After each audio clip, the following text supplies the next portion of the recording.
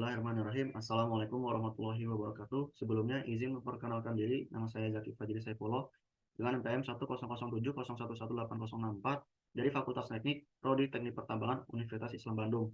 Di sini saya akan mempresentasikan hasil penelitian saya yang berjudul Monitoring Corrosion Discharge Conveyor Hub pada tambang batubara PT XYZ di Kabupaten Banjar, Provinsi Kalimantan Selatan. Outline dari penelitian saya yang pertama yaitu latar belakang, kedua tinjauan umum, yang ketiga kegiatan pengukuran, yang keempat pengolahan data dan pembahasan, yang kelima kesimpulan dan juga saran. Latar belakang yang pertama, batubara diambil melalui proses penambangan dan alat transportasi batubara, salah satunya menggunakan konveyor. Yang kedua, konveyor merupakan alat mekanis yang digunakan untuk memindahkan material dari satu tempat ke tempat lain. Yang ketiga, struktur konveyor yang terbuat dari baja karbon dapat mengalami korosi sehingga perlu dilakukan inspeksi pada struktur konveyor untuk mengetahui corrosion rate dan remaining service life. Tujuan dari penelitian yang pertama mengetahui jenis korosi yang terjadi pada struktur konveyor, yang kedua mengetahui metode pengendalian korosi yang diaplikasikan pada struktur konveyor dengan metode coating, yang ketiga mengetahui corrosion rate dan remaining service life pada struktur konveyor.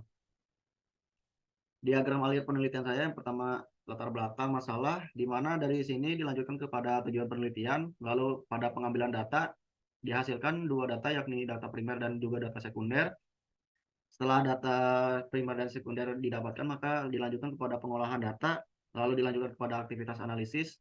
Apabila dari hasil analisis ini umur pakai dan juga remaining service life mencapai umur desain sebesar 15 tahun, maka dilanjutkan kepada pembahasan, dan apabila tidak, maka dilakukan evaluasi terhadap metode pengendalian korosinya, yakni metode coating. Selanjutnya tinjauan umum, di mana daerah penelitian saya terdapat di daerah berbatasan dengan Kabupaten Tapin di sebelah utara, lalu dengan Kabupaten Tanah Bumbu di sebelah timur, dan juga dengan Kota Banjarmasin di sebelah barat, dan juga berbatasan dengan Kecamatan Tanah Laut di sebelah selatan. Curah hujan Kabupaten Banjar, di mana curah hujan tertinggi terdapat pada bulan Desember 2020 yakni 572,4 mm. Yang kedua curah hujan terendah yakni 0 mm pada bulan September 2019, dan juga curah hujan rata-rata dari 2017 sampai 2020 adalah 211,102 mm. Temperatur udara Kabupaten Banjar di mana yang tertinggi pada bulan Agustus 2020 yakni sebesar 29,38 derajat Celcius, yang terendah pada bulan Juli 2019 yakni 19 derajat Celcius. Lalu temperatur udara rata-rata 25,75 derajat Celcius. Kelembaban udara Kabupaten Banjar yakni yang tertinggi terdapat pada bulan Juni 2018 sebesar 90%, yang terendah pada bulan September 2019 yakni 54,9%. Lalu rata-rata kelembaban udara sebesar 81,75%. Komposisi material struktur konveyor yakni terdiri dari karbon sebesar 0,25%. Lalu material ini diklasifikasikan sebagai low carbon steel. Metode pengendalian korosi ini menggunakan sistem tri-layer, di mana menggunakan 3 jenis coating. Yang pertama primer coating, yakni Seaguard 5000, lalu intermediate coating menggunakan Cerglass FF, lalu pada bagian top coating menggunakan aliphatic acrylic modified polyurethane. Lalu skema struktur konveyor, di mana struktur konveyor ini terdiri dari 25 test point dengan tiap segmennya, yakni pada segmen 1 memiliki panjang 1 sampai 31 meter, lalu segmen 2 memiliki panjang 32 hingga 63 meter, segmen 3 dari 64 sampai 56 meter. Lalu untuk alat pengukuran ketebalan struktur konveyor ini menggunakan jenis alat ukur yaitu ultrasonic thickness gauge TT130. Lalu pada hasil pengukuran ini, di mana pengurangan ketebalan terdapat pada test point 18, pengurangan ketebalan tertinggi yakni pada test point 19, lalu pengurangan ketebalan terendah terdapat pada test point 18.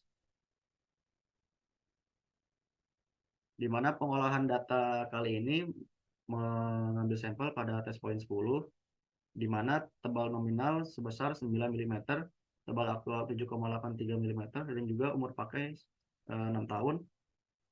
Lalu dihasilkan perhitungan thickness required, yakni 0,667 kali tebal nominal 0,667 dikali 9 mm dihasilkan 6,003 mm. Lalu ukuran corrosion rate di mana 9 mm dikurangi 7,83 dibagi 6 tahun dihasilkan 0,1905 mm per tahun.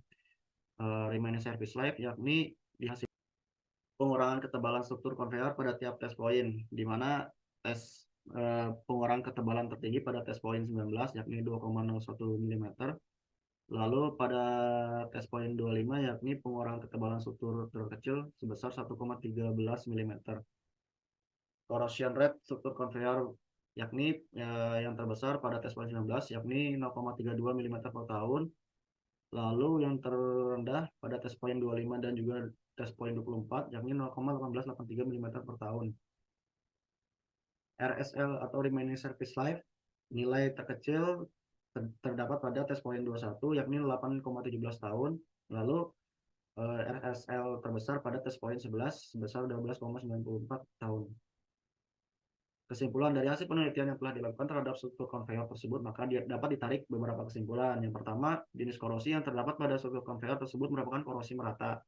Lalu yang kedua, metode pengendalian korosi pada struktur konveyor menggunakan metode coating dengan sistem 3-layer dengan menggunakan primer coating berupa SIGAP 5000, lalu intermediate coating menggunakan Serglass FF, dan top coating menggunakan alipatic acrylic modified polyurethane.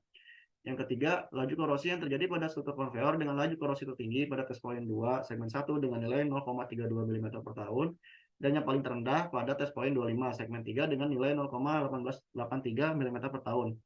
Remaining service life terbesar pada test point 11 segmen 2 dengan nilai 12,94 tahun, dengan nilai remaining service life terkecil berada pada test point 21 segmen 3 dengan nilai 8,17 tahun.